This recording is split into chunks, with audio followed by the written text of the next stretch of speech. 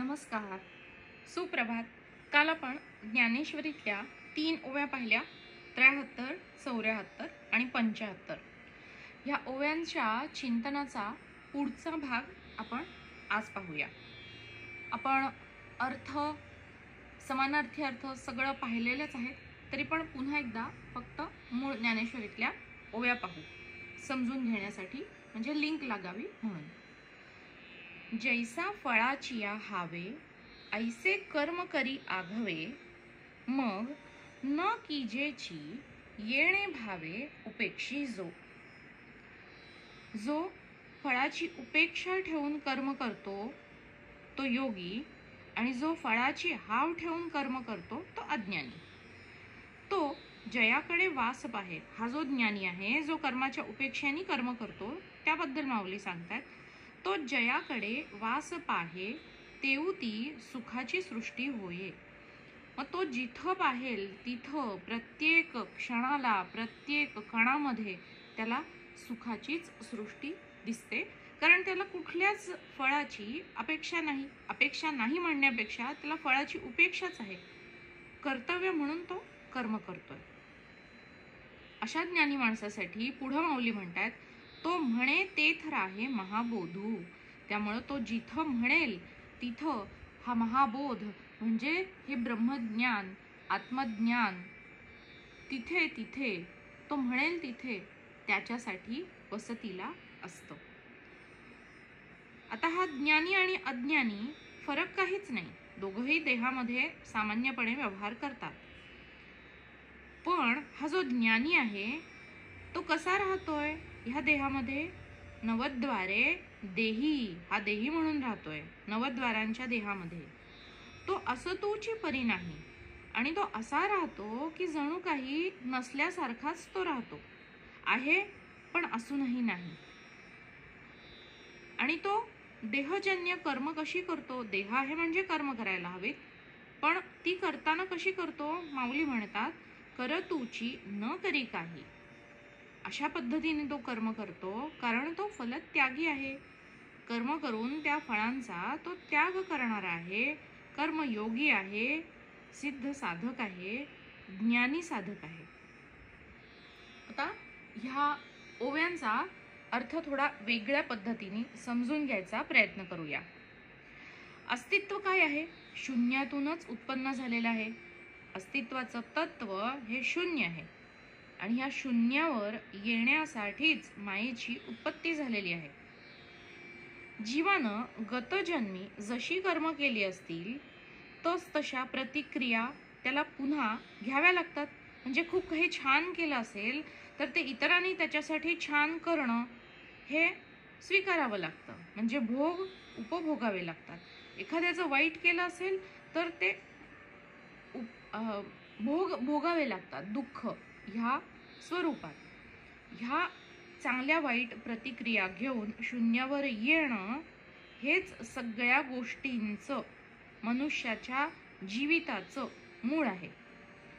ज्याला कर्माचा हा सिद्धांत मुळापासून समजतो तोच खरा महाबोधी, फलत्यागी, ज्ञानी मनुष्य आहे.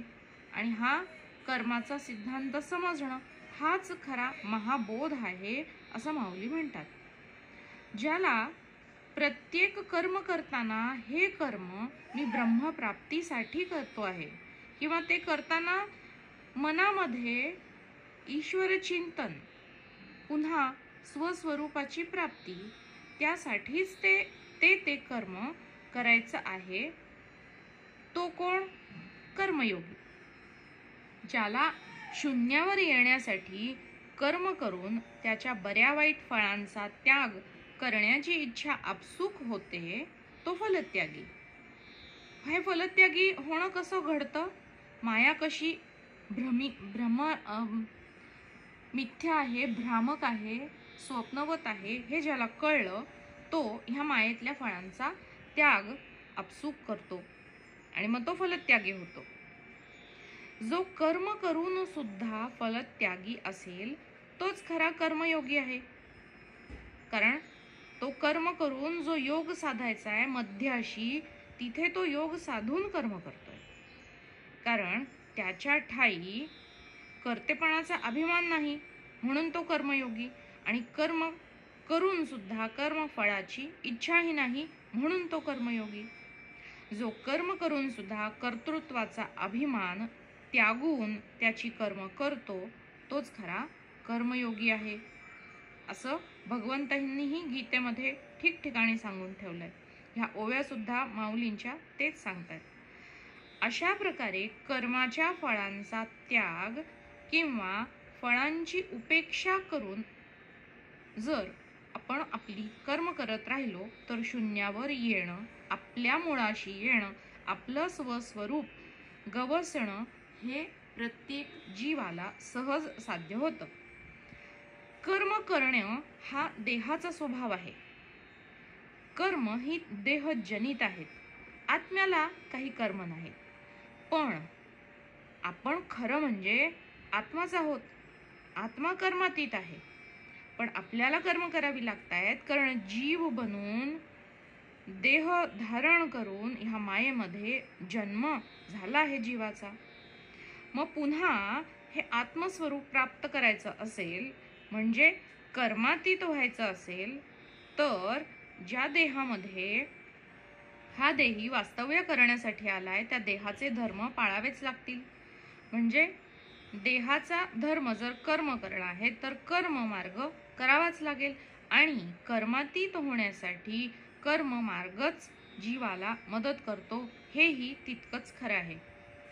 मात्र वरती सांगितल्याप्रमाणे भगवंतांनी आत्ता जे सांगितलं त्याप्रमाणे प्रत्येक कर्म घडायला हवं. कसं?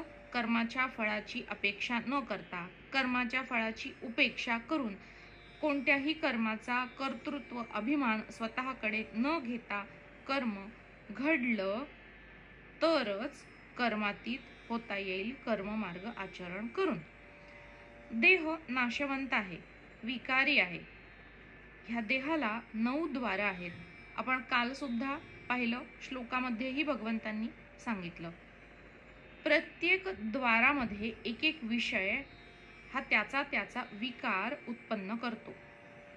पण जो ज्ञानी असेल तोच ह्या देहधारी आत्मचैतन्याचं म्हणजे देहीचं खरं स्वरूप जाणतो. देह विकारी आहे पण आत्मा अविकारी आहे. देह नाशवंत आहे पण देही किंवा आत्मा अविनाशी आहे. दोघांमध्ये खूपच तफावत आहे. हे स्वरूप जो जाणतो तोच खरा ज्ञानी. आपण आणि आपला देह वेगवेगळे आहोत. मी म्हणजे माझा देह नाही. मी स्वतःला देहच मानल्यामुळं देहाचे विकार आत्म्यावर आरोपित होतात. आत्मा अविकारी आहे पण मी स्वतःला देह मानून देहजन्य ज्या काही सगळ्या विकृती आहेत त्या सगळ्या आत्म्यावर आरोपित होतात. खरं पाहायला गेलं तर देहाला जरी विकार असले तरी आत्मा अविकारी आहे. तो निर्विकारी आहे, नित्य आहे, अविनाशी आहे. त्यामुळं देहाचे विकार हे सगळं देहाच्या पातळीवर घडू द्यावं. कारण देह आहे त्यामुळे ते विषय, त्या वृत्ती उठतच राहणार. देहाला जिवंत ठेवण्यासाठी जे आवश्यक आहे ते घडू द्यावं. पण मनानं मात्र आपण देहापासून वेगळे आहोत हे समजून घ्यायला हवं, आणि ते समजून घेऊन ह्या ज्ञानी दृष्टिकोनातून वर्तन करण्यासाठी, म्हणजे ते आचरणात उतरण्यासाठी आपणच आपल्या मनाचा पुरेपूर वापर करून घेतला पाहिजे. हेच आपण ह्या श्लोकामध्ये आणि ह्या ओव्यांमध्ये माऊली आपल्याला समजावून सांगायचा प्रयत्न करतायत. हा देह आणि देही ह्यांचा संबंध कसा आहे? तर आपलं स्वतःचं किंवा स्वतःच्या मालकीचं म्हणावं असं इथे ह्या पृथ्वी तलावर काहीच नाही आहे. आपण काय म्हणतो? हा माझा देह आहे. पण देह खरं म्हणजे माझा आहेच कुठं? देह बनलाय पंचतत्वांनी. तो पंचतत्वांचा आहे. जन्मताना हा देह आपण उधारीवर घेतलाय. काही वर्षांसाठी 70, 80, 90, 100 जे काही आपले आयुष्य असेल तितक्या वर्षांसाठी हा देह भाड्याने किंवा उधारीने घेतला आहे ह्या आत्मस्वरूपाने. आणि मरण पावल्यावर ह्या देहाची जी पंचतत्व आहेत ती पुन्हा आपल्या आपल्या मुळाशी त्या त्या तत्वात सामावून जाणार आहेत. प्रश्न केवळ इतकाच आहे की हा जो देही आत्मा ह्या देहा किंवा द्रष्टा ह्या देहामध्ये राहायला येतो, जो काहीतरी शिकण्यासाठी जन्म घेतो आहे, काहीतरी मिळवण्यासाठी, आणि जे इप्सित आहे त्याची प्राप्ती करवून घेऊन अनुभवांनी समृद्ध होण्यासाठी जन्म घेतो.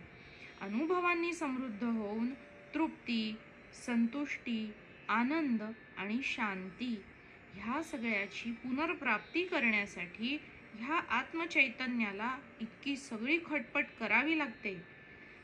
ह्या आत्म्याचं स्वरूपच आनंद आहे, शांती आहे, समाधान आहे.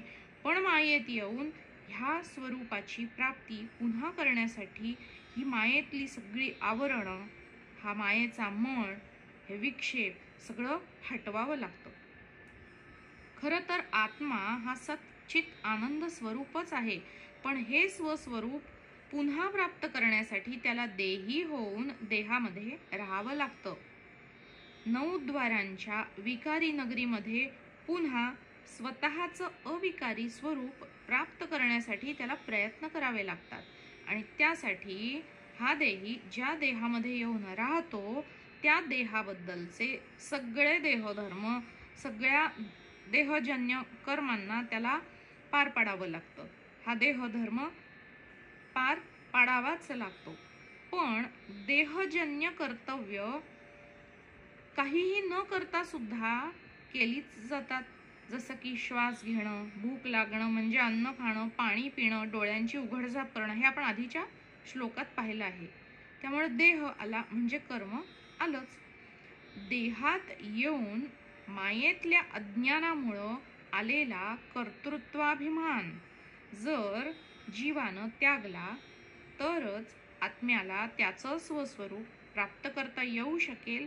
हे इथं माऊली आपल्यासाठी खास अंडरलाईन करून सांगतायत. त्यासाठी कर्म कसं करा? माऊली म्हणतायत कर्म करून एकतर कर्माच्या फळांचा त्याग करा, किंवा ते कर्म उदासीन भावनेतून करा, किंवा केवळ कर्तृत्व भावनेतून कर्म करा, किंवा कर्माची उपेक्षा करून ते कर्म करा, किंवा ज्यांना पुन्हा देहामध्ये यायचं नाहीये, मुक्ती हवी आहे, त्यांना अशा पद्धतीनं कर्म करावंच लागतं. आणि ह्या देहापेक्षा हा देही म्हणजे मी, हे माझं अस्तित्व वेगळं आहे हे जाणून घ्यावं लागतं. आणि ह्या जाणीवेतून आपलं प्रत्येक कर्म करावं लागतं.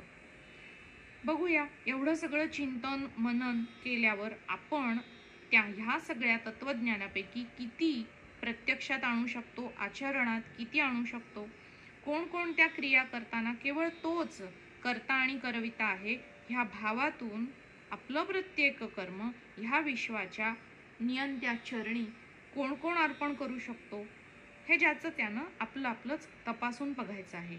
आणि त्यासाठी एक रामबाण उपाय असा आहे की कोणतंही कर्म करताना इदम न मम, ओम तत्सत, कृष्णार्पणमस्तु हा मंत्र 24 तास जपत राहायचा प्रयत्न करूया. आता हे जे देही आणि देह ह्या दोघांचा संबंध किंवा वेगळेपणा समजून सांगायचा प्रयत्न केला आहे, त्याबद्दल आपण आधी गीतेतलं श्लोकामधला भाग बघूया. नैव कुर्वन्न कारयन म्हणजे काय? करून सुद्धा न करणे, किंवा केवळ साक्षी भावातून पाहणे, किंवा कुठेही लिप्त न होता कार्य करणे म्हणजे नैव कुर्वन्न कारयन, जे गीतेमधल्या श्लोकात भगवंतांनी सांगितलंय. त्याच्यासाठी माऊलींनी श्लोकामध्ये काय म्हटलंय? नवद्वारयुक्त देही वर्ते परी असूनही नसेची तो देही, म्हणजे तो वर्तत तर आहे ह्या नवद्वारयुक्त देहामध्ये, देही बनून तो राहतोय, पण कसा आहे? असून नसल्यासारखा तो देही म्हणून राहतोय, साक्षी बनून राहतोय, तटस्थ भावनेतून राहतोय. आता हे समजून घेताना आपण कठोपनिषदामधला एक श्लोक बघूया. कठोपनिषदामध्ये अध्याय पहिला, तिसरी वल्ली आणि तिसरा मंत्र आहे. आत्मानं रथिनं विद्धि शरीरं रथमेव तु बुद्धिं तु सारथिं विद्धि मनः प्रग्रहमेव च. आता अन्वय त्याचा असा आहे की आत्मानं रथिनं विद्धि, जीवात्मा तुमचा रथी आहे. शरीरम तु एव रथम, किंवा जीवात्मा रथाचा स्वामी आहे असं समजा, आणि शरीर हा त्याचा रथ आहे फिरण्यासाठी. बुद्धिं तु सारथिं विद्धि, बुद्धी ही त्याची सारथी आहे, रथ हाकणारी आहे. आता ह्या रथाला चाकं कुठली आहेत? पाप आणि पुण्य रूपी ह्या रथाची 2 चाकं आहेत. आणि मनाच्या एव प्रग्रहम, आणि मनाला प्रग्रह, त्या निग्रह मनाचा साधण्यासाठी मनरूपी हा लगाम समजा की जो इंद्रियांवर नियंत्रण साधण्यासाठी उपयोगी येईल. ह्या 10 आपली जी 10 इंद्रिय आहेत, 5 ज्ञानेंद्रिय आणि 5 कर्मेंद्रिय, ह्या 10 इंद्रियांचे लगाम किंवा त्या दोऱ्या ह्या मनरूपी नियंत्रणाने आवरून धरायच्या आहेत. आणि ह्या रथाला त्रिगुणांचा ध्वज ह्या रथावर फडकत असतो. जसा ध्वज लांबूनच बघून ओळखता येतं की हा रथ कोणाचा आहे, की बाबा पांडवांचा आहे का कौरवांचा आहे, त्या रथाच्या निशाणावरून कळतं. तसं प्रत्येकाच्या आतमध्ये जे त्रिगुण आहेत त्यातलं प्राधान्य कोणत्या गुणाचं आहे, कोणते परम्युटेशन कॉम्बिनेशननी तो व्यक्ती बनलाय, ह्या आपापल्या गुणांचा प्रभाव हे आपलं व्यक्तिमत्व दाखवतो. आणि ह्या त्रिगुणांचा ध्वज हा आपल्या रथावर फडकत असतो.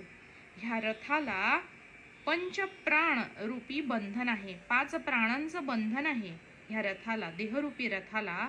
आणि प्रारब्ध रूपी कर्म हा त्याचा संकल्प आहे. जे प्रारब्ध आहे त्याप्रमाणेच मनुष्य त्याचं आयुष्य जगत असतो. कितीही त्यांनी फडफड करू दे, मी हे करून पाहतो ते करून पाहतो, पण ज्या संकल्पाने त्याचा जन्म झालाय तो त्याच फील्डकडे येऊन तिथेच नोकरी किंवा तिथेच तो बिझनेस किंवा जे त्याचं आयुष्यातलं आहे त्याची व्यवहारिता त्याच क्षेत्रामध्ये घडते. असा हा प्रारब्ध रूपी कर्म हा त्याचा संकल्प आहे.